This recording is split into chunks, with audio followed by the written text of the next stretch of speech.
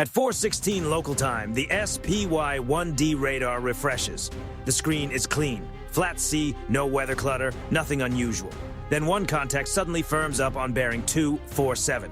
Just over 12 nautical miles out. Speed steady. Heading locked in. No AIS. No flag, no identifying signal at all. Inside the Combat Information Center, no one speaks at first. The contact is not doing anything dramatic, and that is exactly why it feels wrong. Surface contact tracks Sierra 31, the radar operator finally says, calm and even. On the bridge, the officer of the deck leans forward and raises binoculars. There is still nothing to see, only open water and the faint shimmer of pre-dawn light. But the plot is telling a different story. The bearing is not drifting. The range is closing in a straight line. Condition 3, the captain says quietly. He does not need to say it loudly. The words move through the ship on their own. Hatches are secured. Stations are manned. Steel footsteps echo through the passageways. Controlled, practiced, routine. This is not panic. It is memory built into muscle. The contact keeps coming. At 10 nautical miles, the profile still does not fit. Too heavy for a fishing boat, too slow for a fast runner. Its wake is long and straight, with no evasive turn and no change in speed. Whoever is at the helm is not acting cautious. Recommend bridge-to-bridge hail, the OOD says. Do it. The radio clicks open.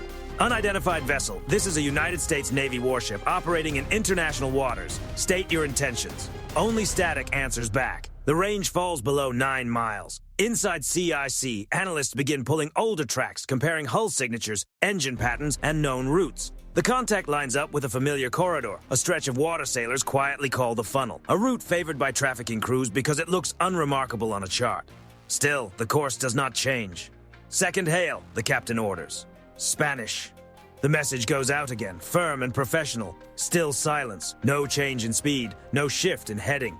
Now the bridge team can finally see it, a dark shape low on the horizon, slowly but stubbornly growing larger. No running lights, no activity on deck. Just steel moving through calm water as if it belongs there. The captain studies the plot, then the horizon, then the plot again. He does not touch the helm, he does not raise his voice. Log all emissions, record everything. The SLQ-32 electronic warfare suite begins collecting signals. Faint, low-power sweeps. Nothing overtly hostile, but enough to confirm the other vessel is watching too. Not blindly, deliberately. At 6 nautical miles, the closest point of approach tightens. If neither ship moves, they will pass well inside safe distance. Too close to be comfortable, too close to dismiss as chance. Any response? The captain asks. Negative, Captain. The forward 5-inch mount shifts a few degrees. Not enough to threaten, not enough to bear directly, just enough to be noticed through optics. A mechanical whisper of intent. Still, the contact comes on. This is the moment crews prepare for and hope never goes further. The narrow space between uncertainty and decision. The Navy calls it restraint. People on the outside sometimes call it hesitation. Everyone on the bridge knows the difference. The destroyer holds course. 20 knots, steady. At 4 nautical miles, the other vessel's bow wave sharpens. The hull looks worn, patched, but purposeful. This is not a lost merchant ship. This is not an accident. CPA under 2 miles, CIC reports. Time to CPA, 8 minutes. 8 minutes is forever in a fight, and nothing at all when steel is closing at combined speed. The captain folds his arms. We hail once more. Then we prepare options. No threats, no ultimatums, just presence. The radio opens for a 3rd time. The message is shorter now, firmer. The answer is the same as before. Nothing. Out on the water, the unknown vessel does not slow. It does not turn. It drives straight down the line as if the destroyer ahead of it is either not real or not expected to hold its ground. On the bridge, nobody looks away from the horizon, because if this ship keeps coming, collision is no longer just a possibility. At 4:31 local time, the contact finally breaks its silence. Not with words, but with action. The vessel cuts speed. Not gradually, abruptly. Its wake shortens. The bow settles. On the radar plot, the closing line flattens, then stops advancing. She's slowing, CIC reports, now dead in the water. No one relaxes. Crews moving illicit cargo do not stop unless they are out of options or buying time. Launch the RHIB, the captain orders. Law enforcement detachment takes point. The destroyer does not alter course. It does not crowd the vessel. It holds station, looming, watchful, while the smaller boat handles the kind of work a warship is not meant to do alone. The rigid hull inflatable hits the water cleanly. Engines low, no spray, no shouting. The boarding team moves with the quiet precision that only comes from repetition. Helmets secure, weapons slung, not raised, body cameras rolling. From a distance, the target looks harmless. About 30 meters of tired steel, faded paint, no visible armament, no flag on the mast, no name across the stern. That absence matters. As the RHIB closes in, 3 figures appear on deck. They do not wave, they do not reach for radios. They stand still, spaced apart, hands visible, eyes fixed on the approaching team. Too still. U.S. Coast Guard, prepare to be boarded, the team leader calls. No response, no resistance. The ladder goes up, boots hit steel. The first sweep is fast and methodical. Bridge secure, engine room checked. No weapons found, no effort to interfere. The crew follows every command. Their faces are blank, their movements are slow. It feels practiced. The boarding officer signals for the hold. The hatch opens and the air changes. Not fish, not fuel, something chemical, clean, sharp, tightly sealed. Beneath a canvas tarp sits a grid of rectangular bundles stacked with deliberate care. The edges are squared off. Every package is wrapped in plastic and tape. No labels, no markings for customs, just uniformity. The officer kneels and presses a gloved thumb into one bundle. It does not give. A tool comes out, a careful cut. Inside are tightly compressed off-white bricks. No one says the word yet. Back on the destroyer, CIC receives the update. The bridge becomes even quieter than before. Estimate quantity, the captain says. Stand by. The count comes in slowly. 19 bundles, roughly 45 pounds each, close to 900 pounds total. Estimated street value, more than $13 million. The captain nods once. Secure the evidence. Detain the crew. The suspects do not protest as restraints go on. They do not argue. They do not ask questions. If anything, they look relieved, like men who have reached the end of a script they did not write. That is the part that does not sit right. Crews running illicit cargo usually flee. They dump the load. They talk. They bargain. They do not sit quietly on a dead ship in open water unless they believe the real danger is somewhere else. The boarding team clears the rest of the vessel. No hidden compartments, no scuttling charges, no attempt to destroy the cargo. Everything is intact. Too intact. Our RHIB returning, the team leader reports. Cargo secured, 3 detainees. As the small boat pulls away, the radar operator calls out another update. Captain, recommend attention. New surface contact, bearing 261, long range, speed increasing. The bridge crew turns back to the scope. A new symbol appears, faint at first, but accelerating, its course angled toward the scene. Then another, 2 contacts now, different bearings, same destination. The first ship, the one carrying the contraband, sits helplessly between them and the destroyer, a drifting liability nobody seems willing to claim. Are they associated? The OOD asks. Unknown, CIC replies, but they're converging. The captain watches the returning RHIB crest a small wave. The boarding team is safe. The detainees are seated low in the boat. Get them aboard, he says, then we reassess. The deck crew readies to recover the RHIB. Lines set, hands steady, nobody rushes. On the horizon, the new contacts keep closing, their wakes stretching longer, their intent still unclear. The seized vessel drifts in the middle of it all, silent and secured. And for the first time since that radar contact first appeared, this no longer feels like a successful interdiction. It feels like a setup, because the boarding should have ended the story. Instead, it changed it. At 4:54 local time, the first new contact sharpens on the radar. It is no longer a faint return. The track solidifies, speed rising past 18 knots, course tightening with clear intent. The second contact follows 30 seconds later, offset in bearing, but accelerating the same way. 2 ships, different vectors, same convergence point. Surface contacts designated Sierra 4 and Sierra 5, CIC reports, both increasing speed. The RHIB clears the water and is hauled aboard in one smooth motion. Lines fly, hooks catch. The detainees are taken below without ceremony. No one looks back at the drifting vessel off the starboard quarter. The bridge is already focused somewhere else. The plot reveals the story before the horizon does. One of the inbound contacts alters course 5 degrees to port. Small adjustment, exact adjustment. Enough to place it on a direct intercept with the destroyer's projected track. Not shadowing, not paralleling, intercepting. CPA now under 3 nautical miles, CIC says. Time to CPA, 9 minutes. 9 minutes is enough time to make decisions that echo for decades. The captain steps closer to the chart table. Nav lights? Negative, both dark. The destroyer keeps its speed, 20 knots. no course change. Through binoculars, the lead contact's wake becomes visible, white, clean, disciplined, trailing straight behind the bow. No fishing gear, no erratic corrections. Whoever is driving knows exactly where they are going.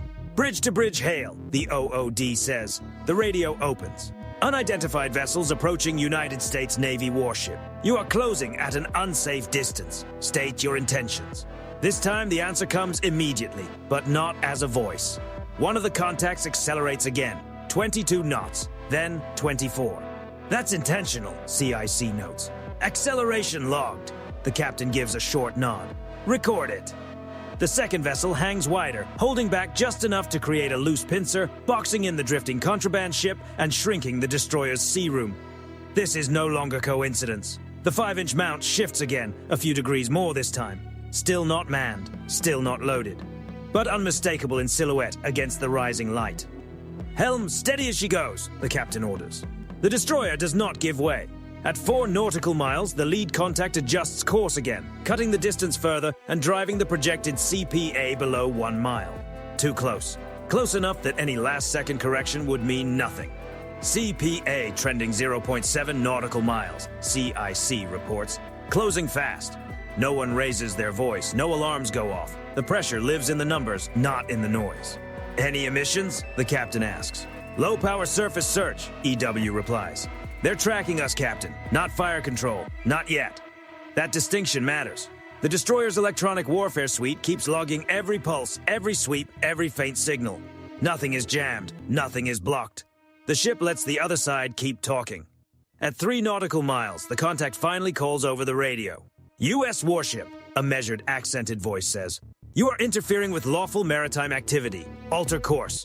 The bridge takes in the message without visible reaction. The captain answers at once, his voice level and unhurried.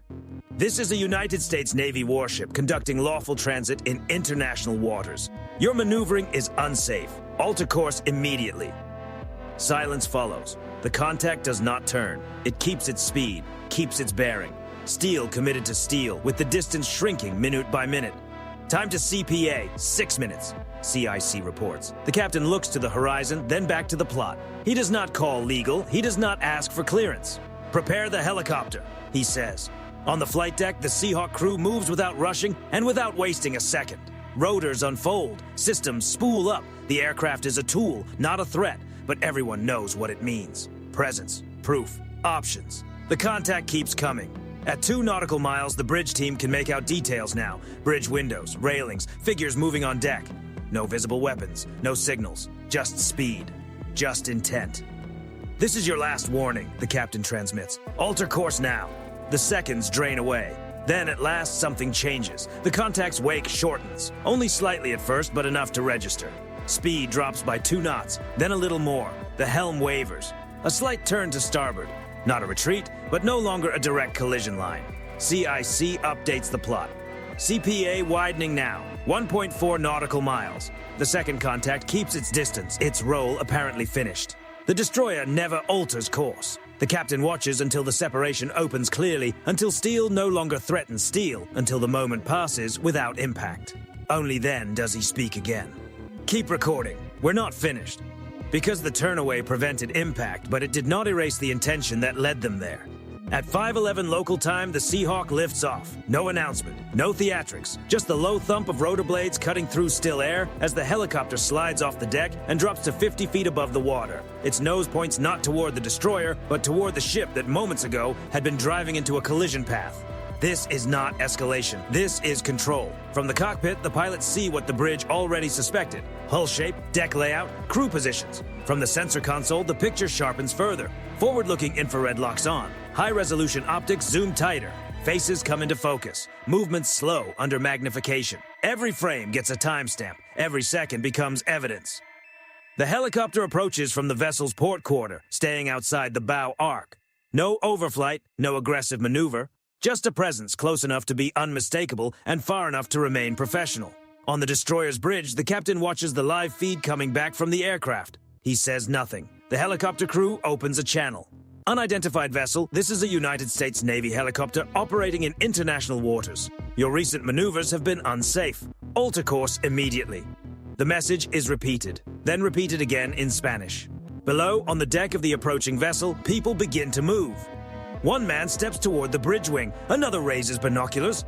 A third looks up, shielding his eyes from the rising sun and the spinning blades overhead. No one waves, no one signals distress. The Seahawk holds its orbit. A green laser designator pulses once, steady, unmistakable, across the target's bridge windows. Not a weapon, not a threat, a message. We see you. The reaction is almost immediate. The ship's wake shortens again. Speed falls below 15 knots. The bow starts to drift to starboard. A few degrees at first, then a little more. Enough to break the geometry. Enough to remove the collision path from the plot. Contact altering course, CIC reports. CPA now increasing. The second ship, which had stayed wide through the entire encounter, turns away as well. Its role is over. It does not close in. It does not call on the radio. It simply exits the scene. The Seahawk does not pursue. It stays in orbit, sensors still locked, recording the withdrawal and making sure it is real. Not temporary, not deceptive. On the drifting smuggling vessel, nothing changes. The seized ship remains dead in the water. Crew secured. Cargo sealed below deck. It is no longer part of the maneuver. It is evidence now. The helicopter's sensor operator zooms tighter on the retreating vessel. Deck crew are visible moving away from the rails, their posture looser now but still cautious. No weapons appear, no radar spikes, no sudden movement.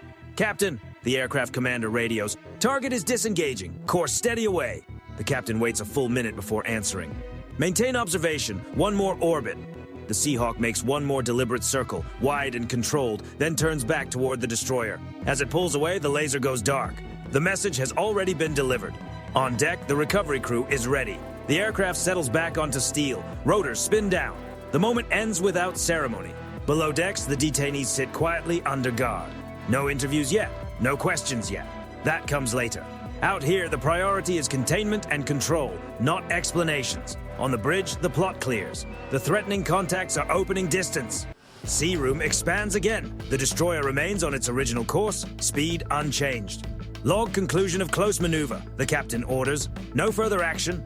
There is no cheering, no obvious relief, just a quiet return to routine, as if the last hour had been another drill instead of a real test of judgment. Because at sea, success rarely looks dramatic. It looks like nothing happening. No rounds fired, no collision, no headlines, at least not yet. Just pressure applied at exactly the right moment, with exactly the right amount of force, until steel turns away from steel. The captain steps back from the chart table and looks across the water one more time. Continue transit. And the destroyer moves on, leaving behind a seized vessel, a broken intercept, and a clear record of intent. Captured not through violence, but through discipline. The encounter is over. The consequences are not. At 6:19 local time, the deck is quiet again. The sea has gone back to its earlier calm, as if the last 2 hours never happened. But on the destroyer's flight deck, the evidence tells a different story. 19 bales are laid out in neat rows, evenly spaced, each one sealed, tagged, and photographed. No dramatics, no commentary, just procedure. Every bundle is weighed, logged, and assigned a custody number that will follow it from open water to a federal courtroom. Roughly 45 pounds per bale, nearly 900 pounds total. Estimated street value, $13 million. The figure is entered once, then left alone. Below, the detainees sit under watch in temporary holding. Hands restrained, eyes forward. They are given water. They are not questioned. Interrogation is not the destroyer's job. Transfer and transport will come later, under the authorities built for that mission. On the bridge, the captain signs the final entries from the encounter. Timeline complete, radar tracks saved, video archived, radio logs preserved. Every maneuver, every bearing change, every ignored hail now exists as data. Clean, unemotional, difficult to dispute. This is how cases are built at sea. The seized vessel is secured for tow. Its engines are silent now, its course no longer its own. Whatever network sent it through the funnel will learn soon enough that the shipment never made it through. That news will travel faster than the vessel ever could. There is no ceremony when the last bale is moved below, no staged photos for morale. The deck crew simply clears the space and resets for flight operations. Salt water is sprayed across the non-skid. The deck returns to normal. The destroyer does not linger. At 0642, the ship resumes full transit speed, 20 knots, same heading as before.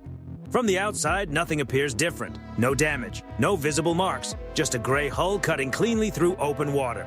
But for the crew, the meaning is obvious. This was not luck. The interception began with a radar contact that did not belong. It escalated through silence, calculation, pressure, and restraint.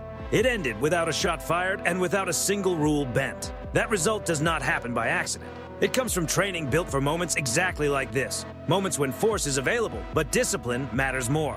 Somewhere ashore, prosecutors will stand before juries and explain how nearly a ton of illegal cargo never reached its destination. They will point to photographs, timestamps, logs, and sworn statements. They will never describe what it felt like on the bridge when steel nearly met steel. That part stays at sea. The destroyer's crew returns to routine watches. Coffee is poured, logs are updated. The radar continues its sweep every few seconds, painting a picture of open water and possibility. Because out here, this was not the finale. It was one chapter.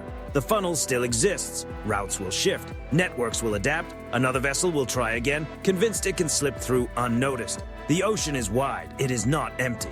As the sun rises fully over the horizon, the captain takes one last look at the cleared deck and the calm water ahead. "Maintain course," he says. The ship responds without hesitation. Steel answers the helm. Momentum carries it forward. $13 million in illicit cargo stops here. Not with explosions, not with headlines, but with a radar contact, a steady hand, and the quiet certainty that some lines once crossed will always be met by gray hulls moving the other way. The destroyer sails on,